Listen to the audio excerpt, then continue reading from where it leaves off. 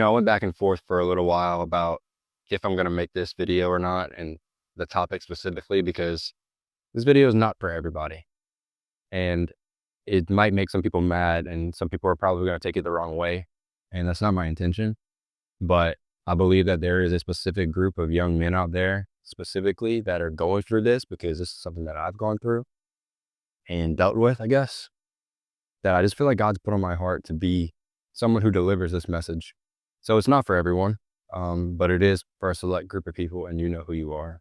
This video is going to act as your warning, your wake-up call to know that you don't have to do anything that the world says that you have to do. For example, one of the most popular things that the world says is, in order to succeed, you need to go to college. The world says you need to get a secure, stable job and work 40 hours plus per week away from your family. The world says you need to climb the corporate ladder and grind away your entire life until one day, hopefully, you'll be able to retire at 65, 70 years old, whenever you're in the last and final years of your life. And the common thing is to get so caught up in what the world says that you spend your whole life waiting for the next best thing to bring you happiness. And you wake up one day, and this is one of my biggest fears, waking up one day on my deathbed, looking back on my entire life and thinking, where did all the time go? I was so caught up in trying to fit in. I was so caught up in trying to impress other people with the car that I drove, with the house that I had, or the clothes that I even wore, that I gave up my true desires and my dreams just to take the easy, secure route in life. The world says you need the latest iPhone, designer clothes, or a certain brand of shoes, or a certain amount of square footage in your house to be happy. And I'm here to tell you that that's so far from the truth. So for those of you who feel the same way about this that I do, we're in luck, because the Bible says that God has called us to each a unique plan and a unique purpose in Jeremiah 29:11 and Romans 8:28 and in other places in the Bible. And honestly, I'm very glad for that, because life would get very boring if we were all just the exact same. For me, I'm guessing this is just the way that God made me, and it's for a reason. And I know it's for a reason. But I am someone who is terrible in normal, like, work environments or even like school settings. I felt like every single day of school, from early junior high all the way throughout high school, I just dreaded going. And I thought that I could be using my time so much better, and that I wasn't going to use any information that I was being given, or I wouldn't be able to apply most of the things that school brought me into my everyday life.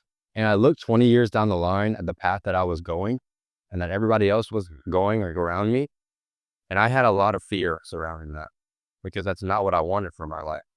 I looked around and saw people getting up early to go drive in traffic to a job that they actually hate, just to make a certain amount of money so that they can buy cars to impress people that they don't even like, and to leave work finally at the end of the day and clock out, drive home in traffic, be stressed out and burnt out, to finally get home and walk into the door to your wife and your kids and barely be able to even spend time with them, because, your mind has been focused on work and you're tired and you just want to rest. And before you know it, your kids grow up and they're out of the house, and all you have to look back on is work.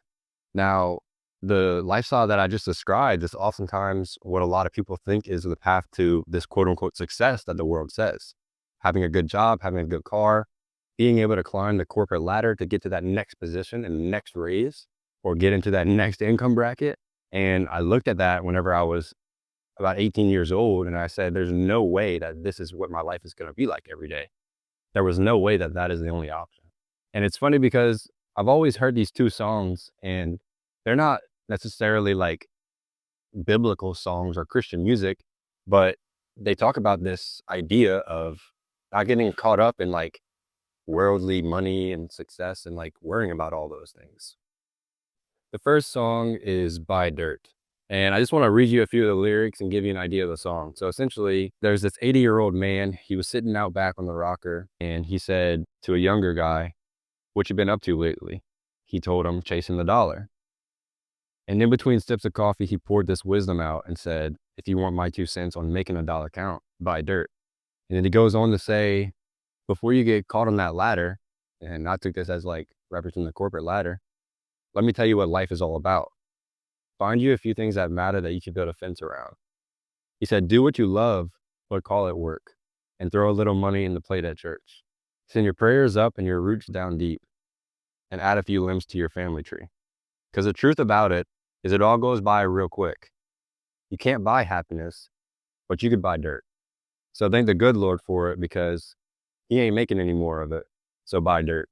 Now, obviously, this song is about clearly like, buying land and stuff like that. But there's a couple references in there about not getting caught up in trying to chase this, I guess, certain lifestyle that the world thinks that you should have if you want to be successful. This other one is called Rich Man's Gold. It's where I got the title of this video. It says, you weren't born to just pay bills and die. All you need is a dog, a shack, a creek in the back, and a good woman to hold. You don't need that rich man's gold. And basically he goes on to describe this lifestyle where most people would deem them as like poor and, not having a lot, and they probably weren't happy in life. But truly, they don't need all those things that, everybody goes to work and just clocks away just to be able to have, like the fancy cars and house and, all the stuff. And this is just the way that I took it. So you don't need that rich man's gold. And it talks a lot about this in Ecclesiastes, where the author is writing about everything is meaningless under the sun. Starting off in Ecclesiastes 5, verse 10, whoever loves money never has enough. Whoever loves wealth is never satisfied with their income. This too is meaningless. And I made a note here in a random time back whenever I was reading this, and I said, striving to be rich and constantly striving for more is completely different than enjoying what God has given you or what God has for you. And it's the difference between striving foolishly for the next best thing and being content with what God has for you. And there's a bunch of ties in the Bible talking about the love of money is a root of all kinds of evil. And a lot of stuff about putting your hope into wealth and putting your security in money. And the Bible warns about these things. Ecclesiastes 11:4, whoever watches at the wind will not plant. Whoever looks at the clouds will not reap. Whenever I first wrote this down to mention in this video, obviously it's referring to a farmer. Whoever watches the wind will not plant, or whoever watches the weather waiting for the perfect season is never going to plant. And if you go through your entire life waiting for the perfect moment to do something, you're never going to do it. And in the same way, I feel like God revealed this to me, that if you wait your entire life for the perfect moment to get out of the situation that you're in, that you don't want to be in, and pursue the actual desires and dreams and calling that God has for your life, even though it may be scary, that's what you need to do. You can't just wait around for the perfect moment. And it's kind of like, people will get a weird feeling thinking about this, saying like, chase your dreams and like this weird motivational stuff, but this is life that we're talking about. I don't care if there's a certain like cheesy quote that you have to tell yourself every day. If it allows you to live your life with no regret, then that's what you need to do. And there's obviously a lot of pressure that comes with taking a different route in life. For me personally, I've never had a traditional, reliable, stable job for more than like 3 months, because I absolutely hated the environment that I would be in.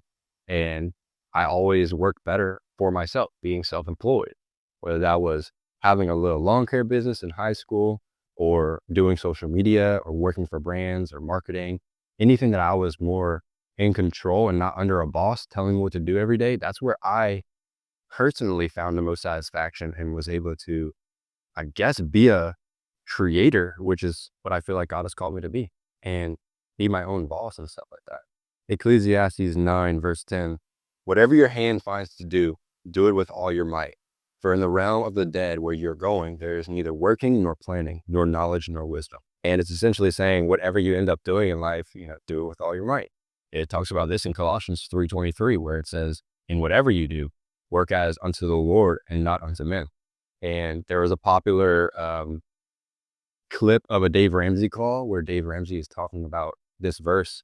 And he says the best way that he could explain that in like everyday modern terms is, if you're thinking about a sports game and you want to apply this verse, it's essentially like leaving it all out on the field, giving it all you got and going all 110% and acting like that's the last game that you'll ever play. And I think that's how you should live life. What's the whole point of life if you're just going to take the easy way out and I think God calls us to do things that are uh, requiring that leap of faith, you know? Getting that secure, stable job is exactly what I feel like the enemy wants me to do because it's taking God out of the equation. It's less faith that I have to have in him to provide. Of course, I want to do these videos full time. And I don't know where my money is going to come from necessarily, but I feel like God's calling me to do these videos. And that's my leap of faith of putting myself out there. First of all, I'm not an out, I'm not an extrovert by any means. I am socially awkward half the time. I didn't go to college. So like literally hit whenever I was in high school, junior, senior year, I started staying home doing Zoom classes because I hated school so much. So I would stay home and skip out on half the work. And then I never went to college. So it was just me and my wife. It was just us two the whole time. And we would never really see anybody. And then I got into this shell, and the only way that I ever came out of this shell was literally stepping out in faith because I felt like God was calling me to make videos like this and to put myself out there and be bold with my faith. And because I truly feel like over the last 8 years of my life, ever since I was in junior high, he's been revealing this to me that there's not just one way to go about life. And so many people die with regret because they want to please others, or they want to keep up with the Joneses, or they care too much about the amount of money in their bank account because that's what success looks like, or having a certain career. Like there's just so many like stigmas that come with success in the world. And I think God is using me through this video and through these videos on my channel to expose that and to make you realize that we don't all have the same calling in life, you know. We don't all thrive in the secure, stable jobs, like the typical 9 to 5 or whatever. And it may be a small group of people. There may be 10 people that watch this. And even if there's only 10 that truly need this message, this is for you. And I want to make sure that if you're watching this video and you have these feelings, that you're not alone, that you know you're not alone, because I have felt so alone in this for the past like 8 years of my life or something like that. It's been a constant feeling of me feeling like I'm never going to be satisfied, or I'm never going to be happy because I don't want to do all the things that everybody else is doing. I want to take a different route. And I think God has called me to do that. Now, before I keep on rambling, I'm just going to read what the Bible has to say about how you should live your life. Um, and I think that you could apply that. If you're watching this video and this video is truly for you, I want you to listen to this because this helped me a lot. First of all, we know that in Matthew chapter 6, I believe, that we shouldn't worry about our future. We shouldn't worry about the clothes that we're going to wear or the food that we're going to eat or how are we going to do all these things, and that our Heavenly Father knows what we need before we even ask Him. So don't live life with a worry feeling that even though you're taking this different path in life, that you think that you need to worry about where you're going to get your food or how God's going to provide, and He will provide. We also know that in James, it talks about don't boast about tomorrow either. Just because you're finally, deciding to chase your dreams and pursue that business idea or whatever, you don't got to go tell everybody. You could just keep it between you and God. Don't go boasting about what you're going to be doing next year and how much money you're going to be making and all this. Don't worry about the future and boast about it. Live in the present moment and take up your cross every single day and ask God for your daily bread and rely on Him.